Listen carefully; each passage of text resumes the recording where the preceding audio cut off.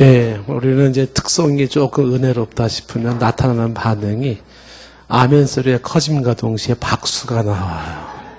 예. 예, 아주 귀한 찬양, 또 고백적인 찬양 감사합니다. 지난 시간에 이어서 우리가 한번 그 성경적 경제관에 대한 이야기를 좀 하려고 하는데요. 제가 이제 이 성경적 경제관에 대한 글을 오래전에 한번 쓴 적이 있어요. 근데 이걸 어느 신문사에서 제 글을 보고 달라 그래서 원고를 준 적이 있었는데, 저는 이제 경제가 전공이 아니기 때문에 제가 뭐 경제에 대한 것을 뭐 많이 얘기할 수 있지는 않아요.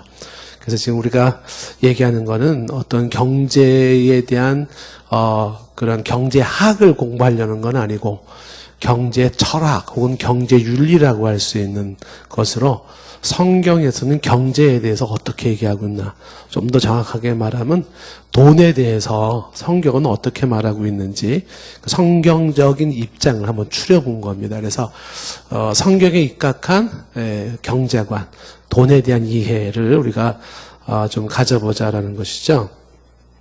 그래서 지난번에 이제 요 앞전에서 우리가 이야기했던 선교사님 때문에 지난주에는 건너뛰었는데, 먼저 이제 경제에 대한 인식의 전환 중에 경제 비관론이라고 해서, 그러니까 돈을 경시하는 거, 야, 돈은 없어질 거, 썩어질 거, 뭐 막 안 좋게 생각하는 거, 그게 곧 경건과 믿음이 좋은 걸 의미하는 게 아니라는 거예요. 그러니까 성경에서 돈에 대한 관심이 제일 많으신 분이 하나님이시다고 얘기를 했죠. 그러니까 하나님은 돈에 대한 관심이 아주 많다. 관심이 많다는 건 뭐 돈을 밝힌다 그런 뜻은 아니고요. 그러니까 인간이 살아가는데 경제를 허락하신 하나님이 경제 생활을 제대로 하기를 원하신다는 겁니다. 그래서 이 경제에 대해서 어떤 생각을 가져야 되는 거냐, 이게 중요한데, 종교개혁자 칼빈이 얘기한 것처럼 교회에서 돈을 언급하는 것이 속된 것이 아니라 돈에 대해서 바르게 언급하지 않는 것이 문제다. 이게 이제 칼빈이라는 사람이 얘기한 거거든요. 칼빈의 사상을 받고 막스 웨버라고 하는 사람이 자본주의 원리를 세웠는데, 그게 다 성경에서 나온 거예요. 오늘날 시장경제 원리 이런 게 다 사실상 뿌리가 성경입니다. 우리 계속 막 얘기하잖아요. 예, 시장경제를 살려야 된다. 그게 다 이제 막스 웨버 이론이 지대한데, 그게 성경에 나온 거고 그분이 칼빈의 영향을 또 받은 거예요. 그래서 교회에서는 돈을 얘기하는 것 자체가 문제가 아니라, 속된 게 아니라 돈에 대해서 바르게 언급하지 않는 게 문제다, 이렇게 얘기를 하고 있고요. 성경에 돈과 관련된 구절만 16,000구절이 나온다 그러니까 얼마나 많은 돈에 대한 관심이 있겠습니까? 뭐 예수님의 비유 중에도 37개 비유 중에서 절반이 넘는 비유가 다 돈과 관련된 비유예요. 그만큼 이제 성경은 돈에 대한 이야기를 관심을 많이 두고 있는데, 크리스찬이 경제, 돈에 대한 바른 가치관을 갖는 게 중요하다.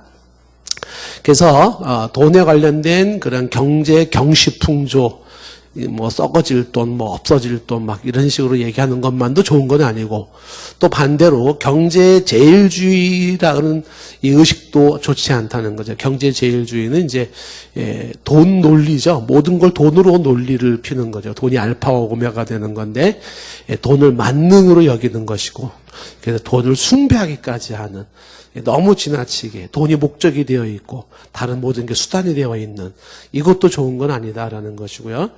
경제 생활의 목적에서 얘기를 한 건, 하나님이 왜 우리에게 경제를 허락하셨나라는 것은 그 경제 생활을 통해서 근본적인 생활이 충족되기를 원했다. 우리에게 살아가는 데 필요한 근본적인 것들이 채워지는 거는 바로 경제 생활을 통해서 채워지길 원했다라는 것이고, 그 다음에 경제를 허락하신 하나님의 두 번째 목적은 그 경제, 돈을 통하여 하나님의 능력을 깨닫게 하는 데도 목적이 있다. 그래서 우리가 일상에서 수입과 지출에 관련된 그 경제 생활을 통해서 우리가 하나님이 내게 주시고자 하는 메시지가 있다는 거예요. 하나님의 능력을 보여주기 위한 거다. 그 다음에 이제 경제 생활하기 목적 중에 하나가 이웃과의 나눔을 위해서다라는 얘기인데, 그거 좀 이따 더 한번 얘기를 해보도록 하고요. 자, 그 다음에 이제 비성경적인 경제관, 이런 건 좋지 않다라는 건데, 첫째가 빚내는 거 있잖아요. 차용이라는 거. 그건 성서적이진 않다라는 거예요. 빚지지 마라. 이게 기본적인 대원칙이고요. 뭐 융자나 대출 받거나 할 때, 이런 부분에 대해서, 그리고 무슨 카드를 쓰거나 할 때 기본적인 거는 자기 자신이 감당할 수 있는 능력 여하를 좀 봐야 된다라는 것이고요.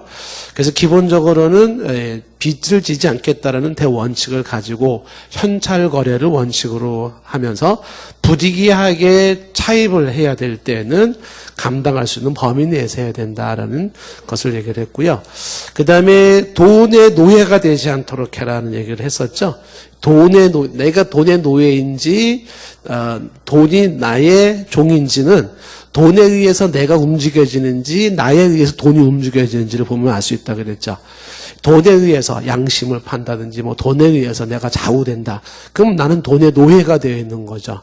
그러나 돈이 내가 의도한 대로 돈이 사용되어진다 그러면 그건 이제 내가 돈의 주인이 되는 거죠. 돈의 노예가 되지 않도록 해라라는 것이에요. 그래서 이제 돈에 대한 기본적인 개념 중에 하나는 돈은 얼마나 많이 가지고 있느냐라는 그 액수가 아니라 돈에 대한 어떤 자세, 태도, 인식이 중요하다라는 얘기를 했고요. 그 다음에 이제 성경적이지 않은 것 중에 하나가 불로소득이라고 얘기를 했는데, 불로소득은 다른 말로 일확천금이에요. 그러니까 일하지 않고 노동하지 않고 한번 떼부지 한번 대보겠다는 거죠. 어떻게 한 건 탁 터트려가지고 한번 좀 뭔가를 해보겠다라는 이런 거는 이제 성경적이지 않다라는 거죠. 자, 오늘 이제 우리가 함께 좀 얘기를 할 것은, 오늘도 할 얘기가 좀 많지만, 성경적 재무관리라고 하는 주제를 이어서 한번 얘기를 해봅니다. 성경적 재무관리. 그러니까 돈 관리를 어떻게 할 거냐라는 이제 부분인데, 크게 세 파트로 얘기해서 수입, 그 다음에 지출, 그 다음에 기부라고 하는 세 파트로 한번 얘기를 해보겠습니다. 첫 번째 우리가 이제 얘기할 수 있는 것은 수입이죠. 수입. 돈을 어떻게 얼마나 벌 수 있을까? 돈을 어떻게 벌 것인가? 이 문제에 대한 성경적 입장을 좀 얘기를 하려고 합니다. 여러분 돈 많이 벌고 싶죠? 많이 벌고 싶은 사람은 한 3명 정도밖에 없네요, 보니까. 다른 사람은 돈을 다 초월하신 분 같아요. 아까 얘기했죠. 돈을 막 초월한 척 하는 게 경건한 것을 의미하지 않고 믿음 종교를 의미하는 게 아니죠. 자, 돈을 어떻게 많이 벌 수 있을까라고 할 때, 여기 제가 책을 한 권 가지고 나왔어요. 오래전에 제가 본 책인데, 김성주 씨, 뭐 아시는 분은 아실 거예요. 책 제목이 나는 한국의 아름다운 왕따이고 싶다라는 책이에요. 제가 책을 보다가 충격이 너무 커가지고 단숨에 읽은 책들이 여러 권이 좀 있어요. 그 중에 하나가 이 책인데, 이 책을 제가 좀 오래전에 읽으면서 너무 충격적으로 책을 읽어가지고 그냥 단숨에 읽어버렸습니다. 그리고 굉장히 강하게 저에게 자극을 주었던 책이에요. 여러분, 이 김성주 씨는 뭐 아시는 분들은 아시겠지만 이분은 재벌집 딸로 태어나가지고 잘 살 수 있는데, 아버지의 그 재산에 호식하는 걸 원치를 않아서 그 집을 뛰쳐나와가지고 밑바닥 생활을 해요. 밑바닥 생활을 하면서 이 사람이 여기 앞에 설명에도 나왔지만은 한 달에 18만 원 받는 월급 생활, 그리고 뭐 창고일 뭐 이런 거를 해가면서 소위 이제 밑바닥에서부터 이렇게 생활을 했던 사람이에요. 이 사람은 지금 성주 그룹 회장이고요. 지금 2015년도에는 대한적십사 회장으로 들어섰고, 뭐 정부에서도 뭐 좀 인정해 주는 사람이죠. 예. 근데 이 책 중에 이 사람이 이제 백화점에서 물품을 갖다가 납품하는 거로 시작했던 사람이고, 150불, 그러니까는 한국 돈으로 한 15만 원, 결혼 비용이 15만 원 들었어요. 결혼식을 15만 원에 결혼식을 아니 괴짜예요, 괴짜. 그리고 참 지독하다는 생각이 드는데, 이 책 중에 하나가 뭐가 나오냐면, 여기 술 봉투 거짓말 이렇게 제목이 술 봉투 거짓말이에요. 이분이 한국에서 뭐 미국에 가서 이제 공부도 나름 열심히 하고 하면서 뭐 사연이 많아요. 이분도 막 딸내미부터 막 그 화상 입어가지고 사경을 해마고 막 하나님 앞에 부르짖어 기도하고 막 별의별 이제 많은 게 있었었는데 이분이 사업을 시작할 때 선배가 딱 해준 얘기가 뭐냐면 돈을 잘 벌려면 수입을 잘 얻으려면 한국에서는 세 가지를 잘해야 한다. 이거를 앞선 선배가 가르쳐 준 거예요. 그래서 세 가지가 뭐냐? 그러니까 첫 번째, 술을 잘 먹어야 된다. 예. 두 번째는 거짓말을 잘해야 된다. 세 번째는 흰봉투라 그래서 뇌물을 잘 줘야 된다. 이 얘기를 한 거예요. 그러니까 한국 사회에서는 이거를 못하면은 어떻게 된다? 돈을 벌 수가 없다. 특히 유통업 같은 경우에는 돈을 벌 수가 없다는 것이에요. 그래서 여기 지금 말을 하는 게 술을 잘 마셔야 되는데 술자리를 많이 만들어야 되고 술자리에 있으면 빠지지 말아라. 남자 같으면 사우나도 같이 가야 되고 고스톱도 쳐야 되지만 그러지 못할지라도 술자리는 빠지지 마라. 둘째 강조하는 것이 얘기하는 게 이제 신봉투 기름칠을 잘해야지 이게 뭐가 굴러가지 뇌물을 안 주고는 안 된다 이런 것이죠. 그 다음에 거짓말을 적당하게 해야지만이 한국 사회에서 돈을 벌지 그렇지 않고는 돈을 벌 수가 없다 이렇게 얘기를 한 거예요. 그래서 이 사람은 그렇게 할 바에 뭐 때문에 돈을 버냐 그러고서 그걸 거부한 거예요. 거부하면서 당했던 그 서러움과 회사의 어려움과 그게 너무 많아. 막 직원들도 막 눈물을 쏟으면서 우리 꼭 이렇게 해야 돼요. 막 이런. 근데 진짜 막 그냥 뭐 표현으로 뭐 머리가 깨지는 한이 있더라도 아닌 건 아니다. 원칙을 지키겠다. 그러고서 이제 하는 것이죠. 그래서 이분이 그 원칙을 지키면서 한마디로 이제 좀 이렇게 사람들 주목을 받기 시작했는데 세계에서 세계 경제지에서 연구 대상으로 세계 경제 업계의 연구 대상으로 뽑힐 만큼 이제 아주 뭐 대단한 대한민국이 알아주기 전에 세계가 알아주는 여인이 되어져서 연구 대상이 되는 이제 그런 사람이기도 했습니다. 그래서 거기에서 이제 강조하는 것이 수입을 돈을 잘 벌라 그러면은 자 외웠죠. 첫째 뭐를 잘해라. 둘째, 셋째. 어쩌면 이렇게 잘해 보세요. 근데 이런 방법으로 돈 벌라 그러면 안 된다라고 하는 걸 좀 말씀드리는 거죠. 그런 모습은 좋지 않다. 그러면 우리가 성경적으로 어떻게 하면 좀 돈을 많이 벌 수 있을까? 어쨌든 돈을 많이 벌어야 돼요. 성경적으로 돈을 많이 버는 방법 첫 번째가 뭐냐면 근면이에요. 부지런하는 겁니다. 그러니까 이 돈을 버는 것하고 부지런한 거 상관이 있는가? 상관이 있어요. 그래서 이제 성경에서는 뭐라고 말을 하는 거냐면 이렇게 말을 하고 있죠. 예를 한번 들어보면 잠언서 10장 4절 말씀이 이렇게 말을 하고 있어요. 잠언서 10장 4절 말씀에 보면 손을 게으르게 놀리는 자는 가난하게 되고 손이 부지런한 자는 부하게 되느니라 이렇게 되어 있어요. 그러니까 손을 게으르게 놀리는 자 있죠. 그런 사람 뭐 어떻게 된다? 가난하게 된다. 손이 부지런한 자 어떻게 된다? 부하게 된다는. 그러니까 게으르면 가난하게 되어 있고 부지런하면 부하게 되어 있는 게 성경적인 원칙이에요. 정말 그럴까? 정말 그렇죠. 그러니까 사람이 우리가 뭐 다른 뭐 어디 가가지고서 뭐 한 건 터트려가지고 뭐 대박 터트리는 뭐 그런 게 아니더라도 수입을 늘리는 방법 중에 하나가 뭐냐면 부지런해라 하죠. 부지런하면 어떻게 된다? 수입이 늘어나요. 어떤 모습을 통해서든지 간에 수입이 허락된다. 잠언서 21장 5절 말씀에 보시면 부지런한 자의 경영은 풍부함에 이를 것이나 이렇게 되어 있죠.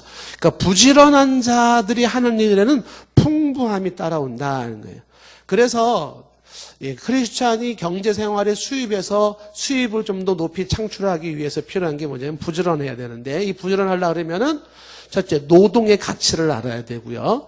사람이 노동의 신성함을 알아야 돼요. 일한다는 건 신성한 거예요. 하나님도 일하시는 분이에요. 그 하나님의 일하심은 일주일 단위로 말하면 6일간 창조일을 하고 하루를 쉬셨어요. 6대1의 비율인데 그러니까 하나님도 6대1의 비율로 일하시고 쉬시는 분이거든요. 그래서 하나님 일의 노동이라고 하는 것은 아담과 하와가 죄를 져서 우리에게 주어진 게 아니에요. 그건 하나님의 창조의 원리예요. 노동의 신성함. 아담과 하와 타락으로 인해서 노동의 고통이 있는 거지 노동 자체가 죄악의 결과는 아니에요. 그래서 부지런하려 그러면은 노동은 신성한 것. 하나님도 일하시는 분. 일하는 건 신성한구나 이런 생각을 가져야 되고 그 다음에 부지런하게 하려면 필요한 게 뭐냐면 의식의 전환이 필요한 거죠. 그 의식의 전환이 뭐냐면 말 그대로 부지런하게 살겠다라는 의식을 가져야지만이 부지런해질 수가 있다는 것입니다.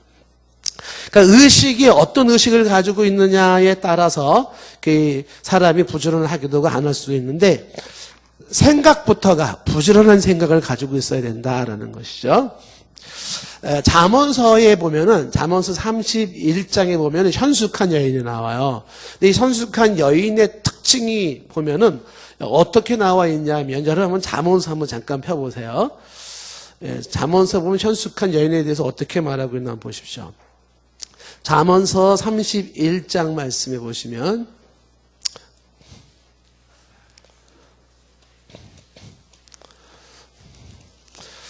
이 31장에 나와 있는 현숙한 여인의 가장 대표적인 특징이 뭔지 아세요? 부지런한 여자예요. 그러니까 현숙한 여자의 특징은 부지런한 거예요. 10절에 보면 누가 현숙한 여인을 찾아 얻겠느냐 그의 값은 진주보다 더하니라. 그래서 저는 현숙한 여인을 찾았잖아요. 이름이 김현숙이에요. 그래서 저는 진주보다 더한 자를 얻었어요. 이미 여기서 10절에 말한 건 현숙한 여인이라는 게 이름이 현숙한 여인을 말하는 건 아니죠. 그렇죠? 그렇지만 저는 그렇게 믿고 있어요. 이름이 김현숙 이렇게 혹시 딸 나면 다 현숙이라고 지세요. 여기 보면 이제 그 현숙한 여자에 대한 얘기 중에 뭐 다른 거 다 빼더라도요. 거기 보면은 13절 보세요. 보면 그는 양털과 사물과요 부지런히 손으로 일하며. 그래서 이 현숙한 여인을 얘기할 때 이런 유사한 표현들이 많아요. 부지런히 손으로 일한다. 그러니까 부지런한 여인을 말하고 있어요. 그리고 이제 거기 15절 말씀에 보면은 어떻게 되어 있어요? 밤이 새기 전에 일어나서 밤이 새기 전에 새벽에 일어나는 거죠. 제가 이제 교회에서 이렇게 새벽 예배 드리면 이제 새벽 예배 나오시는 분들이 여성분들이 계시잖아요. 제가 사실 속으로 존경합니다. 저기 새벽 예배 나오는 게 쉬운 일이 아니에요. 근데 우리 이제 교인들도 남성보다는 여성분들 새벽 예배를 더 많이 나와요. 그래서 제가 속으로 존경하거든요. 참 훌륭하다. 따질 거 없어요. 새벽 예배만 나오면 무조건 그 사람은 훌륭한 사람이에요. 뭐 다른 거 볼 거 하나도 없어요. 무조건 훌륭한 사람이에요. 새벽 예배 나오는 사람들은 뭐 앞뒤 따질 거 하나도 없어요. 진짜로. 그냥 훌륭해요. 근데 우리 청년들 중에서도 새벽 예배 가끔 나오는 여학생이 있어요. 그런 여학생은 무조건 뭐 사위감 뭐 며느리감 뭐 막 이렇게 해도 괜찮을 거야. 이 새벽 예배.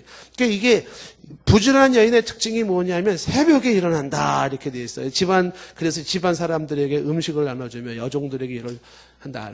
16절 말씀에 밭을 살펴보고 어떻게 해요? 그리고 사기도 하고 자기 손으로 번 것을 가지고 포도원을 일구고 그 다음에 17절 말씀에 보시면은 힘있게 허리를 묶으며 자기 팔을 강하게 해요. 그리고 18절에는 자기가 장사가 잘 될 때 깨닫고 어떻게 돼요? 그 다음에 밤에 등불을 끄지 않는다는 건 아주 정말 늦은 시간까지 또 열심히 이렇게 하는 거죠. 자, 그러면서 이제 그 뒤에는 뭐 구제하는 자, 그 다음에, 여러 가지가 나오는데 또 쭉 건너뛰면은 근면에 관련된 거 보면 27절 말씀으로 쭉 건너가면 27절에 자기의 집안일을 보살피고 그 다음에 뭐라고 되어 있냐면 게을리 얻은 양식은 먹지도 않아요. 여인은. 이 현숙한 여인은 게으르게 얻은 양식은 먹지도 않는다. 이게 얼마나 근면 정신이 사로잡혀 있는가라는 걸 알 수가 있습니다. 그래서 30절에 보면은 이 선숙한 여인에 대한 평가를 이렇게 말을 하고 있죠. 30절 말씀 보시면 고운 것도 거짓돼요. 아름다운 것도 헛돼요. 그런데 오직 여호와를 경외하는 자의 칭찬을 받거든요. 그 여인의 특징 중에 하나가 근면과 함께 여호와를 경외할 줄 알아요. 칭찬을 받잖아요. 그래 이게 신앙에서 나온 건데 그래서 이어지는 31절 말씀에 뭐라고 되냐면 마지막에 그 손의 열매가 그에게로 돌아갈 것이요 이렇게 돼 있어요. 손의 열매가 그에게 돌아간다. 그죠?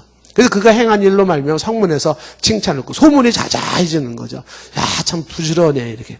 손의 열매가 그로 돌아간다. 그러니까 성경에서 이야기하는 것은 뭘 말하고 있는 거냐면 수입을 위해서 일단은 부지런해라. 그 부지런함이 뭐냐면 그렇죠. 수입이 될 수 있는 한 죄 짓는 것이 아니라면 모든 노동은 신성한 것이기 때문에 벌 수 있는 한 버는 거죠. 열심히. 그래서 이 근면을 위해서는 보통 사람들이 자기와 싸워야 되는 것 중에 하나가 뭐냐면 모든 사람은 게으름의 요소가 있어요. 그래서 게으름하고 자꾸 싸워야 됩니다. 사람은 자꾸만 그냥 편하게 쉽게 이러고 싶은 본성들이 있거든요. 그래서 내가 하루에 그냥 6시간만 자도 원이 없겠네. 6시간 보장되면 그래도 한 8시간만 자면 원이 없겠네. 8시간 보장이 되면 그래도 한 10시간 정도는 좀 잤으면 좋겠네. 이게 끝이 없는 거거든요. 그래서 이 부지런함하고 하려고 그러면 게으름하고 자꾸 싸워야 되는데 좀 더 자자, 좀 더 졸자, 손을 모으고 좀 더 졸자, 이렇게 자꾸 되기가 쉽습니다. 그 게으러지면 어떻게 된다? 가난해진다. 부지런하잖아요. 그래서 여러분들이 이제 평상시에 스케줄 중에 이제 운동 같은 걸 권면하고 싶은 게 바로 그거죠. 운동을 정기적으로 할 필요가 있는 게 뭐냐면 그 운동이 근면하게 만드는 한 요소가 돼요. 사람이 몸에 기력이 떨어지고 그 운동을 안 하면 어떻게 되냐면 자꾸만 더 게을러지게 되어 있어요. 그래서 정기적으로 필요한 운동을 해가면서 뭔가 이거 파이팅 할 수 있는 것을 가지고 어쨌든 근면이 수익을 늘리는 한 방법이다. 이렇게 성경적으로 얘기할 수가 있습니다. 두 번째, 어떻게 우리가 좀 더 수입을 누릴 수 있을까라고 할 때 두 번째 성경적인 게 뭐냐면 창조적인 아이디어라고 이렇게 말할 수 있어요. 아이디어. 그러니까 창조적인 아이디어로 수입을 늘릴 수가 있다라는 거죠. 근데 이 부분은 여러분 보시기에는 어떻게 들려지나요? 창조적인 아이디어로 수입을 늘리려면 어떻게 생각되어지나요? 말이 창조적인 아이디어지, 우리 같은 사람이 창조적인 아이디어, 무슨 아이디어를 내겠어? 이렇게 생각이 되지 않을까요? 그래서 우리는 그저 직장 가가지고 그냥 월급 얼마 받으면 끝이지 이제 이렇게 생각하기 쉽잖아요. 근데 그런 사고방식을 벗어버려야 돼. 예를 한번 들어볼게요. 어떤 책에서 제가 봤는데, 시장에서 호떡을 파시는 분이 계세요. 이건 이제 책에 나온 얘기입니다. 책에 나와요. 호떡을 파는데 이 호떡, 니약 하나를 깔고 호떡을 파는데 처음에는요, 1년 매출이 1억 원이에요. 한 달에 1,000만 원씩 벌었어요. 이렇게. 1,000만 원씩. 호떡만 팔아가지고 한 달에 한 1,000만 원 벌 수 있을까요? 이 사례가 있어요, 지금. 여러분 인터넷 찾아보면 다 나와요. 근데 이 사람이 그 8년 동안 하면서 자꾸 활약장을 시켜가지고 40억을 벌었어요. 호떡 장사로. 거짓말이지. 아니에요. 근데 이 사람이 어떻게 그 니아크 호떡 장사를 해가지고 이렇게 많은 돈을 벌였는가? 창조적인 아이디어예요. 이분이 니아카를 끌고 호떡을 팔면서 생각을 하는 거죠. 제가 이제 무슨 일을 하든지 생각 좀 하고 하라고 많이 얘기하는 거예요. 이분이 생각하면서 어떻게 해야지 니아카 호떡을 하면서 좀 많이 벌을까? 창조적인 아이디어를 내기 시작했죠. 그때 몇 가지 아이디어 중에 하나가 뭐냐면 왜 니아카 호떡은 지저분한 이미지를 줘야 되는가? 그 이미지 쇄신을 하자. 그래서 리아카를 깨끗하게 하고요. 복장을 신라 호텔 1급 주방장 복장을 하기 시작했어요. 하얀 옷에다 모자 많은 거 딱 쓰기 시작했고요. 그러면서 깨끗한 청결과 친절과 그다음에 신뢰성과 맛을 하면서 사람들이 막 줄을 서기 시작을 하는 거예요. 어마어마하게. 똑같은 호떡을 팔더라도 생각하며 파는 호떡은 많이 파는 거예요. 여기서 강의 끝내도 될 거예요. 생각하면서 호떡을 팔아도 어떻게 된다? 많이 판다. 그러니까 다른 뭐하고 신봉투 주고 뭐 술 많이 먹고 이런 방법으로 수익을 버는 게 아니라 창조적인 아이디어를 내는 거죠. 같은 책에 그런 어떤 내용이 나오냐면 2,500원짜리 팥빙수 파는 사람은 한 달 월 수입이 1억이에요. 이런 사람들이 있다는 거예요. 2,500원짜리 팥빙수를 팔면서도 그렇게 되네요. 그런 사람들은 다 뭐냐 하면 아이디어 싸움인 거죠. 아이디어 싸움. 일본에 가면은요, 저는 이제 들은 얘기인데, 일본에 가면 커피집에 뭐 40년 된 커피집, 변함없는 조그만 구멍가게 같은데, 40년 된 커피집이 있는데, 사람이 줄을 쓴대요. 커피집이. 근데 그 커피집은 전 세계에 없는 커피를 내리는 게 뭐냐, 커피콩을 버터에다가 돌린대요. 커피를 버터에 돌려가지고 커피를 내렸을 때의 맛. 이거의 맛들이 뭐냐. 그거 줄 서고 사람들이 올려. 40년 동안 확장도 안 해. 그냥 줄 서가지고 사람들은 그냥 그거 가지고서 승부를 내는 거예요. 똑같은 일을 하더라도 여러분 이렇게 생각하면 되겠죠. 아유, 내 팔자에 그냥 뭐 니엇거나 끌고 뭐 호떡이나 팔고 뭐 이런 개념이 아니라는 거예요. 어떻게 해요? 생각을 해, 생각을. 어떻게 해야지 이거를 좀 더 제대로 정말 효과적으로 팔 수 있을까? 만약에 여러분들 중에서 아유 그래도 저는 그건 안 돼요. 저는 이렇게 원래 생각이 안 나고 아이디어가 안 나는 사람이기 때문에 안 돼요. 만약에 그런 분, 나는 창조적인 아이디어는 도저히 못 내요. 그런 분들에게 제가 주는 말씀이 있어요. 야고보서 1장 5절 말씀에, 야고보서 1장 5절 말씀에 너희 중에 누구든지 지혜가 부족하거든 모든 사람에게 후히 주시고 꾸짖지 아니하시는 하나님께 구하라. 그리하면 주시리라.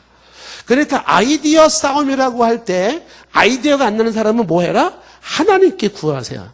하나님, 호떡을 어떻게 팔면 잘 팔까요? 이렇게.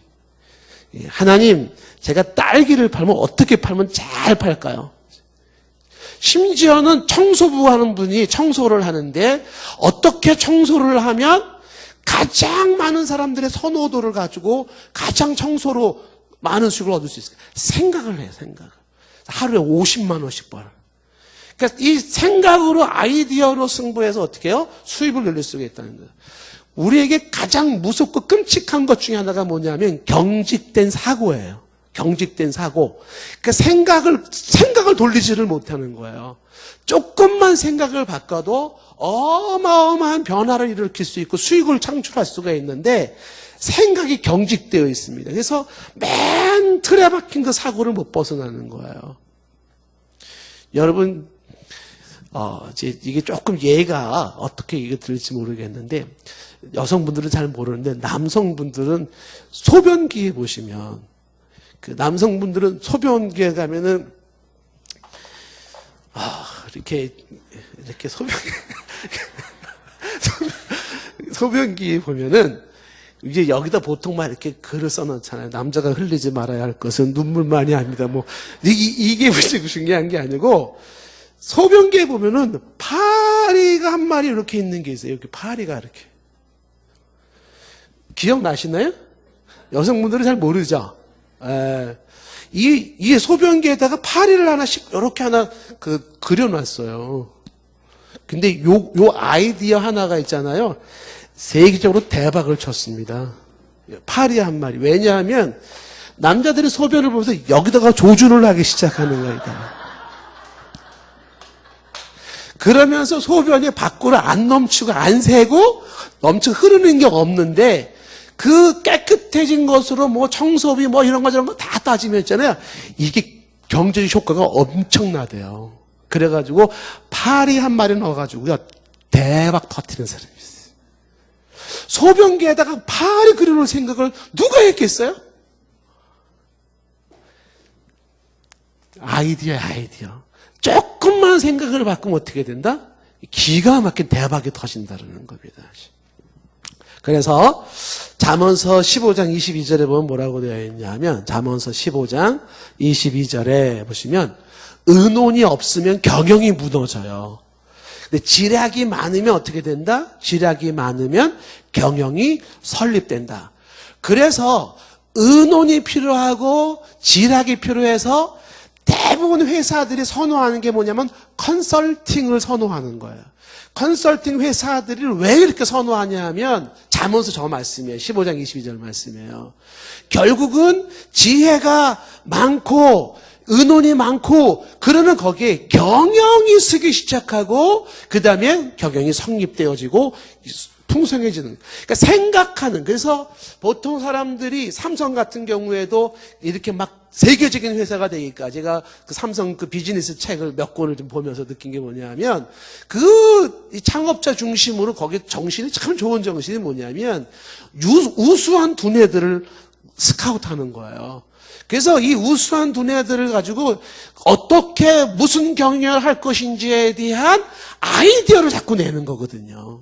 지금 이제 반도체 산업에서도 삼성에서 얘기하는 게 뭐예요? 이제 반도체 산업을 지나가고 또 다른 하나의 획기적인 아이디어를 내고 있잖아요. 예. 그러니까 지금 세계의 반도체 산업이 최고지만 그거를 뛰어넘는 또 하나의 아이디어를 자꾸 내는 거예요. 결국은 뭐 싸움이냐면 아이디어 싸움이에요. 왜 컨설팅 회사가 필요한가? 왜 우수한 두뇌를 자꾸 생각하려는가?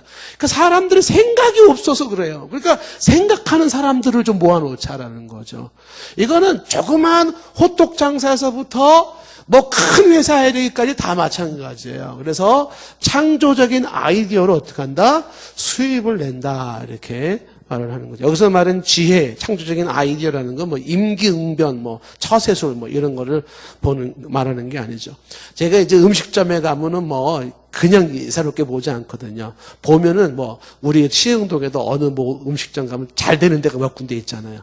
근데 보면 다 달라요. 거기는 조그마한 부분에서부터 아이디어가 나오는데 이 창조적인 아이디어는 제품을 창조적으로 만들 뿐만 아니라 경영도 창조적으로 해요. 그러니까 창조적인 경영을 통해 가지고 어떻게 해요? 수익을 내는 거죠.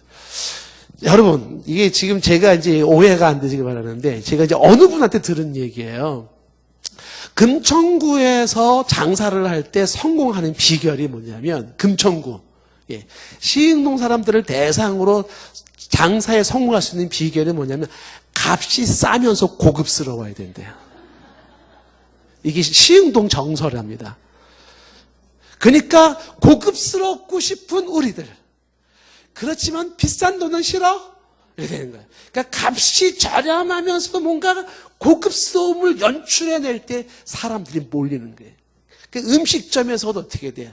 가격대 10년 전 가격을 동결했습니다. 가격이 싸. 그러면서 음식이 막 깨끗하게 풍성하게 막 내줘. 그럼 어떻게 돼요? 사람들이 막 몰리는 거예요. 그 가격이 싸봤자 뭐 500원, 1000원 차이밖에 안 나는 거예요. 그래서 우리가 비밀이지만은 피플의 가격을 안 올리잖아요. 이렇게 지금. 10년 가격 그대로 지금 가고 있잖아요. 문제는 뭐냐 하면 시흥동 정서가 그렇다라는 거예요. 그러니까 그래서 경영도 창조적인 경영을 해서 성공할 수 있다라는 것이고요. 그 다음에 수입을 늘리는 방법이 뭐냐 하면 세 번째 방법이 뭐냐 하면 바른 지출이에요. 그러니까 바른 지출이라고 하는 건 뭘 말하는 거냐면 바른 소비 행위라고 말할 수가 있는데 바른 소비 행위예요. 무슨 얘기냐면 수입이 아무리 많이 늘어나도 지출이 많아지면 항상 적자예요. 그러니까 수입이 뭐 1000만 원씩 들어온다고 하더라도 지출이 2000만 원씩 나간다 그러면 맨날 마이너스 1000만 원이 되는 거예요. 그렇기 때문에 수입을 늘리는 방법이 뭐냐면 불필요한 지출을 막는 겁니다. 그래서 이 지출에 대한 나름대로의 좀 이따 이제 지출에 대한 얘기를 하지만은 지출에 대한 나름대로의 어떤 전략이나 원칙들을 세워놔야 된다라는 것입니다. 그렇게 함으로써 어떻게 해요? 수입을 늘릴 수가 있다라는 것이고요. 그 다음에 성경적으로 우리가 수입을 늘릴 수 있는 방법 중에 하나가 뭘 얘기를 할 수 있냐면 물질 관리를 잘하는 거예요. 바른 물질 관리 이렇게. 물질 관리를 바르게 하는 것과 수입하고는 연관이 되어 있습니다. 이 바른 물질 관리는 뭐랑 연결된 거냐면 바른 삶이에요. 이게 여러분들 일반적으로 말할 때는 이게 무슨 경제 원칙이냐 뭐 이렇게 말할지 모르겠지만은요. 사람들이 살아가는 바른 삶이나 바른 물질 관리가 수입하고 직결되어 있는 것은 성경적인 이야기인 것이에요. 왜 그러냐 하면 결국은 뒤에서 우리가 언급하지만 하나님께서 누구에게 많은 물질을 맡기냐 하면 우리가 뭐 아이디어를 내고 뭐 근면하고 뭐 이런 게 다 결국은 하나님이 허락해 주셔야 되는데 하나님이 허락해 주는 경우는 어떤 경우냐면 이런 경우에 하나님이 허락해 주는 거거든요. 근데 물질을 바르게 안 쓴다. 그리고 삶이 바르지 않다. 그러면 물질의 돈의 주인이신 하나님께서 야, 너 부어줄게. 뭐 이러시겠어요? 하나님이 그렇지 않죠. 금도 내 것이 은도 내 것이라고 말씀하시는 하나님께서 아니 돈만 주면 이상한 짓 하는데 그걸 왜 하나님이 채워주려고 그러는데 그러면 하나님 누구 망하는 걸 보고 싶은 건가요? 아니죠. 삶이 바르지 않은데 물질을 제대로 쓰지 않는데 이렇게 되는 거예요. 그래서 이 성경적으로 실제로 성경의 원리를 딱 가진 사람들은 뭐냐면 정말 이 경제적인 자유를 누리고 하나님이 주시는 그 넉넉함을 가진 사람들은 이 부분 바른 물질 관리, 바른 삶을 추구한다는 거죠. 대표적으로 이제 시편 1편 말씀이 그런 거죠. 시편 1편 1절부터 3절까지 말씀해 보시면 복 있는 사람의 특징이 나오죠. 복 있는 사람들은 악인들의 꾀를 따라가지 않아요. 죄인들의 길에 서지 않죠. 오만한 자의 자리에 앉지 않습니다. 그리고 2절에 보면은 여호와의 율법을 즐거워하고 그 율법을 주야로 묵상하잖아요. 이런 사람들 3절에 어떻게 돼요? 이런 사람들은 복 있는 사람은 신학가에 심겨진 나무와 같아요. 그래서 철을 따라 열매를 맺고 그 잎사귀가 마르지 아니에요. 그가 하는 모든 일이 다 형통한다는 거예요. 이게 시편 요 1편 1절부터 3절까지가 시편 1편에서 3절까지가 시편 150편 전체에 대한 요약이에요. 저게. 시편 우리가 이제 새벽마다 지금 시편을 보지만 시편 전체 150편을 한마디로 압축해놓은 요약해놓은 게 저기 시편 1편이에요. 그래서 시편에서 강조하는 건 뭐냐면 진짜 복 있는 사람과 복 없는 사람이 있어요. 복 있는 사람의 특징이 뭐냐면 복 있는 사람은 악인의 길에 따라가지 않고 죄인의 길에 서지 않고 오만한 자의 자리에 앉지 않아요. 그리고 주야로 아침 저녁으로 여호와의 말씀을 묵상하고 그 말씀을 어떻게 해요? 즐거워하는 거죠. 이런 사람들은 신학가에 심겨진 나무와 같아서 신학가에 심겨진 나무와 같아서 어떻게 돼요? 시절을 쫓아 때가 되면 열매가 맺히고 잎사귀가 마르지 않아요. 다 흉년으로 말라갈 때 마르지 않냐고 어떻게 해요? 그 하는 일이 형통케 되어진다. 그러니까 수입에 있어서 성경적으로 볼 수 있는 것은 바로 이렇게 말할 수가 있는 거죠. 자, 연관된 속성 얘기로 한번 좀 성경적으로 보게 되면은요. 레위기 예레미야 17장 11절 말씀 보시면 이런 말이 나와요. 예레미야 17장 11절 말씀. 우리 크리스찬들이니까 귀담아 들으셔야 되는 거죠. 뭐라고 되냐면 불의로 치부하는 자. 불의로 치부한다는 건 뭐냐 하면 바르지 않은 모습으로 불을 축적하는 자잖아요. 그러니까 아까 말한 것처럼 뭐 술을 잘 먹어야 된다, 신봉투를 줘야 된다, 거짓말을 잘해야 된다, 뭐 이런 방법으로 돈을 모으는 자. 그런 뭔가 돈이 벌리는 것 같잖아요. 뭔가 돌아가는 것 같고 뭐 상거래가 되는 것 같고 잘 되는 것 같잖아요. 근데 성경에 말하는 게 뭐냐면 그런 불의로 돈을 모아지는 거는 뭐와 같은 거냐면 자고새가 낳지 아니한 알을 품은 것 같아요. 그래서 때가 되면 어떻게 돼요? 알에서 딱 태어나면 그 새는 내 새끼가 아니야. 그래서 다른 새끼기 때문에 휙 날아가는 것처럼 중년이 되면 그 치부했던 돈들이 어떻게 해요? 다 떠나가고 그 사람은 어떻게 돼요? 마침내 어리석은 자가 되고 만다는 거예요. 그래서 우리들이 신앙생활을 하면서 경제생활을 할 때 유혹받는 게 뭐겠어요? 불의한 모습으로 부를 축적하려고 하는 게 있잖아요. 그러니까 양심을 좀 속인다든지, 거짓말을 좀 한다든지, 좋지 않은 모습으로 하지 않습니까? 근데 이렇게 생긴 돈이 쌓여지는 거는 내 돈이 안 된다는 거예요. 얘기했죠? 지출이 많아지면은 수입의 의미가 없어요. 어떤 모습으로든지 다 나가버린다는 거예요.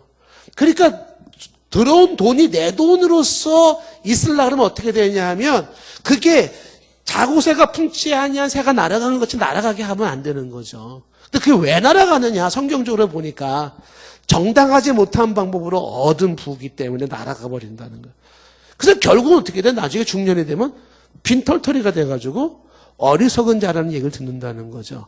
그러니까 처음부터 이런 생각을 가지지 않는다는 거죠. 그래서 지금 이분이 참 대단한 게 그거예요. 원칙을 지키겠다라고 하는 거잖아요. 그래서 승부를 걸어가지고 나름 이분 뭐 논리에 의하면은 아주 성공한 케이스예요.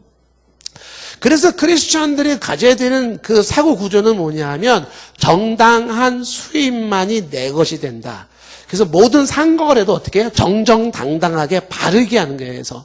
그래서 이 바른 물질 관리, 바른 삶이 뭐로 연결되는 거냐면 이게 모든 경제 관리에서 정직한 부분을 자꾸 염두에 두셔야 돼요.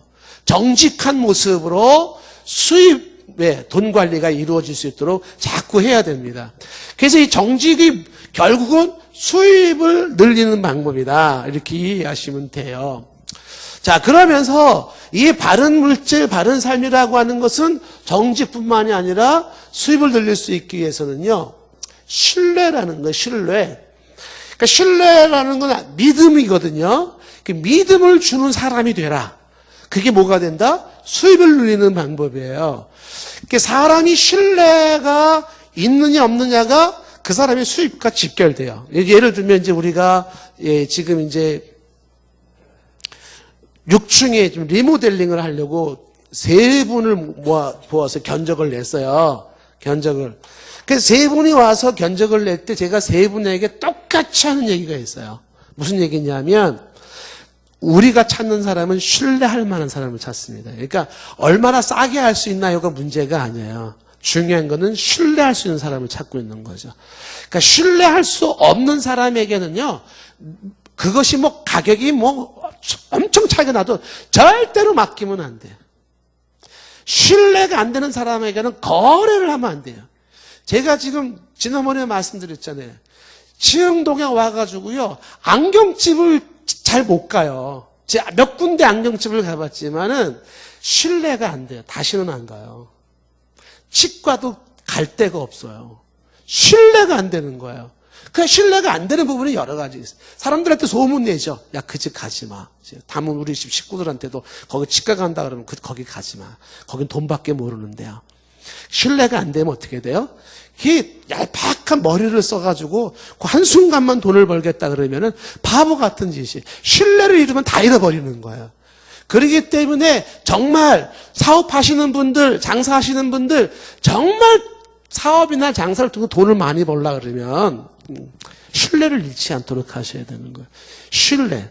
그러니까 정직하게 하고 정확하게 해주면서 사람에 대한 그 신뢰를 얻는 것이 그 다음 손님을 계속 이어지게 만드는 한 방법일 수가 있는 거죠. 그래서 신뢰가 굉장히 중요하다. 음식에서 음식점 하시는 분들 음식에도 신뢰를 줘야 되잖아요. 그렇죠?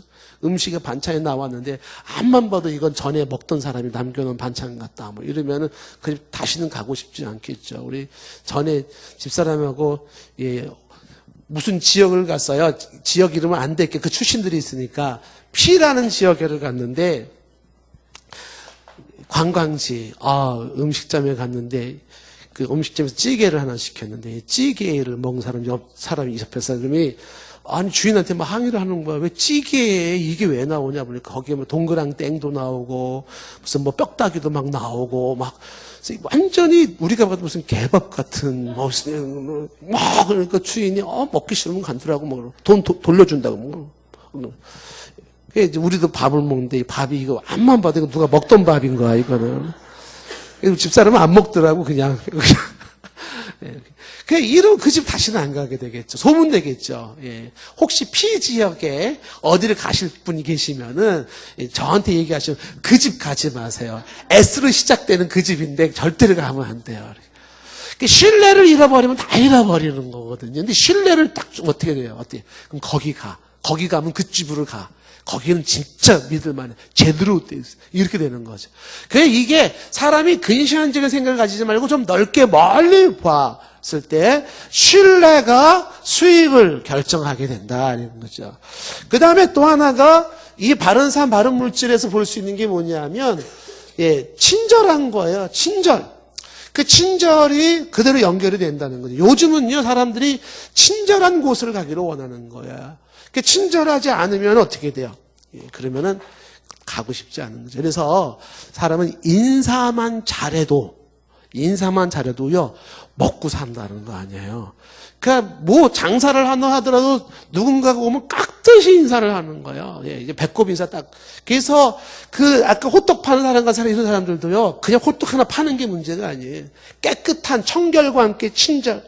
사람이 딱 오면은 뭐를 배우냐면 백화점 처음 오픈할 때 그 줄 쭉 쓴 그 아가씨들 인사법을 배우는 거예요. 가가지고 딱 모아가지고 90도로 쫙 구부리는 이 인사를 또 하는 거예요. 그 친절하게 가는 손님이 있으면은 가나 마나 이러는 게 아니라 깍듯하게. 그 뭔가 질문하면은 똑바로 눈을 쳐다보고 딱 정확하게 얘기해주고 뭔가 그 친절함이 있어야 돼요. 사람들이랑 얘기하면은 뭐 그 불친절함이 막 느껴지기 시작하면은 더 이상 가고 싶지가 않다라고 하는 것이죠. 자, 그 다음에 이제 수입 중에 하나에서 얘기할 수 있는 게 뭐냐면 이 고품격이라고 하는 이 얘기를 하고 싶은 거는 무슨 얘기냐면 하고 있는 그 일에 대한 전문성을 요구를 하고 있는 거거든요. 그러니까 전문적으로 그 부분에 대한 실력 발휘를 해라는 거죠. 맛을 낸다 그러면 아주 맛을 확실하게 낸다든지 해서 고품격으로 여기에다 가격까지 동반되어질 때 나타나는 효과가 있다라고 하는 것이죠. 자, 그 다음에 이 외에도 뭐 수입에 관련된 거는 뭐 여러 가지가 있을 수 있을 거예요. 그런데 참고적으로 이렇게 좀 얘기를 할 수가 있고요. 지출이라고 하는 부분을 보게 되면 지출은 도대체 어떻게 지출을 해야 되는가라고 할 때 이 부분은 쉽지는 않을 거예요. 중요한 거는 무원칙의 소비 행위는 좋지가 않다는 거죠. 무원칙. 소비 행위의 원칙을 가져라는 것인데요. 혹은 편향된 소비 행위를 거부하라는 거죠. 그래서 바른 소비 행위로서 제가 몇 가지 경제하시는 분들의 이론을 좀 보면은 특징이 뭐냐면 첫 번째가 의식주 생활에 돈을 써라는 거예요. 의식주 생활이라는 건 일용할 양식에 관련된 거로 주거비나 그다음에 주식비나 의상비 같은 데 일정 부분 쓰는 것이고 그다음에 가족 부양에 그 돈이 쓰여져요. 교육이나 의료나 여가에. 그다음에 세 번째가 사업 확장을 위한 투자고 네 번째가 선교나 구제고 그 다음에가 다섯 번째가 저축이에요. 근데 여러분들이 수입이 뻔한데 이걸 뭐 어떻게 나눠? 중요한 게 뭐냐면 수입 대비 퍼센트를 나누는 거예요. 나름. 그래서 내가 일정한 수입을 줬을 때 몇 퍼센트는 지금 의식주에 몇 퍼센트는 가족 부양에 몇 퍼센트는 뭐 그 사업 확장 몇 퍼센트는 선교와 구제 저축 이런 식으로. 그러니까 뭐 하나 작은 수입으로 하려고 그러면 다 하나 제대로 충족이 안 될 수도 있을 거예요. 괜찮아요. 그래서 어쨌든 뭐 10,000원이든 20,000원이든 30,000원이든 그 수입에 비례한 퍼센테이지를 나눠가지고 퍼센테이지에 입각해서 지출을 하라라고 하는 것이죠. 자, 그 다음에 세 번째 얘기하는 것이 이제 기부행위인데 기부행위가 어떻게 경제생활에 영향을 주는가 성경적으로 얘기할 때 성경은 이렇게 얘기를 하고 있습니다. 자, 누가복음 6장 38절 말씀해 보시면 누가복음 6장 38절 말씀 보시면 이렇게 되어 있습니다. 여러분 이 말씀이 어떻게 들려지나요? 주라 그리하면 너희에게 줄 것인데 고이 후회되어 누르고 흔들어 넘치도록 하여 너희에게 안겨주리라 이렇게 되어 있어요. 성경적 원칙이 뭐냐면 주라 기부를 할 수 있으면 어떻게 된다고요? 그러면 다시 후회되어 누르고 흔들어 넘치도록 해서 너희에게 안겨준다라고 하는 것이에요.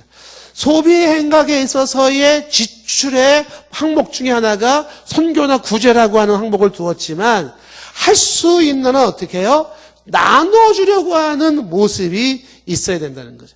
제가 여러분에게 분명히 말씀드리지만은 우리는 늙어 죽을 때까지 그리고 우리가 아주 갑부 재벌이 된다 하더라도 평생에 모든 사람은 돈에 쫓기게 되어 있어요. 돈에 쫓기지 않는 사람은 죽을 때까지 안 나와요. 아무리 재벌이라 하더라도 돈에 쫓기게 되어 있습니다. 그렇기 때문에 지금 형편에 무슨 기부야 이런 사람은 죽을 때까지 기부를 못해요. 그러니까 뭐 수입이 뭐 1억이든 1,000만 원이든 뭐 아니면 뭐 10억이든 100억이든 뭐 1조든 아무리 수입이 많아도 안 돼요. 그것은 기부를 기본적으로 마땅히 해야 된다는 생각을 가져야만 되는 거죠. 그래서 이 사람이 가진 정신 중에 하나가 그 부분을 강조하고 있는 게 뭐냐면 열심히 돈을 벌어서 나눠주려고 한다는 거야. 이 사람은 돈을 악착같이 벌어서 가난한 사람들에게 혹은 나눠주려고 하는데 목적이 있다는 거예요. 이분이 중학교 다닐 때 그 학교에서 재벌집 딸로 이제 학교를 갔는데 선생님이 학교 반에가 안 와가지고 걔네 집을 가보라고 한 거예요. 그래서 3시간을 찾아서 집에를 갔어요. 중학교 때 이 사람이. 갔는데 아주 다 쓰러져 가는 집에 초라한 모습으로 친구가 누워있는 모습이에요. 그때 충격을 먹은 거죠. 왜 자기는 부잣집 딸로 태어나서 호의호식하고 있는데 쟤는 저렇게 가난하게 저렇게 살고 있는가라는 이제 혼돈이 주어졌는데 엄마가 가르쳐 주는 게 뭐냐면 그래서 돈을 많이 벌어야 된다는 거예요. 이유는 도와줘야 되기 때문에 목적이. 그래서 여기는 회사의 수입의 일정 부분은 무조건 기부로 나갑니다. 예. 그리고 뭐 저기 기록에 보면은 뭐 북한 그 열렸을 때를 대비한 그 기부를 아주 많이 하는 모습으로. 그러니까 강조하는 게 뭐냐 하면 가진 자들일수록 더 많이 나눌 수 있는 기본 정신이 살아있어야 된다는 것인데 하나님의 법칙이 뭐냐면 잘 베풀고 나눠주는 사람에게 더 많이 채워주시는 법칙이에요. 움켜질수록 내 돈 쌓이는 게 아니에요. 그래서 이게 잘 기부를 잘하고 나눠줄 줄 아는 사람이 오히려 하나님이 채워주신다. 잠언서 11장 24절 말씀에서도 보면 뭐라고 되어 있냐면 잠언서 11장 24절 말씀에 보시면은 흩어 구제하여도 더욱 부하게 된다. 흩어 구제했네. 구제나 선교나 헌금이나 이런 부분에 대해서는 소비행위라고 저는 말하고 싶지 않아요. 그 소비가 아니에요. 전 투자라고 보는데 투자하는 겁니다. 동에서 심고 서에서 거두는 거거든요. 그러니까 구제를 잘하는 사람에게 부하게 되는 일이 있는데 과도히 아껴도 가난하게 된다라는 거예요. 아끼고 아껴서 부자 되는 거 아닙니다. 예. 그리고 막 해프게 막 잘난 척하면서 돈 쓰라는 얘기가 아니죠. 수입 대비에 비례해가지고서 일정 부분은 어떻게 해요? 그거는 기부로다가 금액을 해서 나누라는 것입니다. 그렇게 되는 거죠. 그래서 과대 아껴도 가난하게 될 뿐이라 이어지는 말씀에 보시면 25절에 구제를 좋아하는 자는 풍족해질 것이요. 구제를 좋아하는 자는 풍족해져요. 남을 윤택하게 하는 자는 자기도 윤택해진다는데 아주 묘한 말씀이에요. 여러분들이 지금 막상 저 말씀 딱 받으면 어떻게 되겠어요? 갈등할 거예요. 아이, 구제하는 데서 써 마라. 이 생각이 들잖아요. 근데 살아보면서 경험될 수 있는 거예요. 사람들에게 잘 베푸는 사람들은요, 진짜 풍성해요. 마치 샘물이 마르지 않는 것 같아요. 근데 움켜쥐고 베풀지 않는 사람들일수록 자꾸 쪼달리고 샘물이 나오지 않는 것 같아요. 그래서 성경적으로 구제를 잘 하라 하는 것이 성경에서의 가르침이. 그게 뭐예요? 예, 부를 축적하는 방법이다라는 것이에요. 자, 이제 경제적 자유를 얻기 위해서 우리가 이제 돈에 대해서 자유할 수 있는 방법을 얘기를 해야 되는데 오늘도 이제 이거는 여기서 끝내고 다음에 기회가 되면은 어떻게 우리가 돈으로부터 자유할 수 있는지 돈에 자유하는 법에 대한 얘기를 한번 마지막으로 한 번 더 좀 얘기를 하고 마쳐야 될 것 같습니다. 오늘은 여기까지 좀 간단하게나마 재무관리에서 수입과 어떤 지출에 대해서 기부에 대한 얘기를 이렇게 좀 정리를 좀 합니다. 기도하겠습니다. 하나님의 은혜로 평생 살아갈 때 물질적인 고통이 없도록 도와주시옵소서. 하나님의 은혜 가운데 물질적으로도 잘 보장되게 하여 주시옵고 저희들이 또 하나님의 선한 도구로서 선용될 수 있고 사용될 수 있는 우리의 인생, 우리의 삶이 되게 하옵소서. 마땅히 가져야 될 경제 원칙들, 성경적인 원리들을 잘 정립하고 그 말씀에 충실하여 하나님이 보장하시고 또 하나님이 채우시는 그리고 하나님이 지출을 막으시는 그 은혜를 경험하게 하옵소서.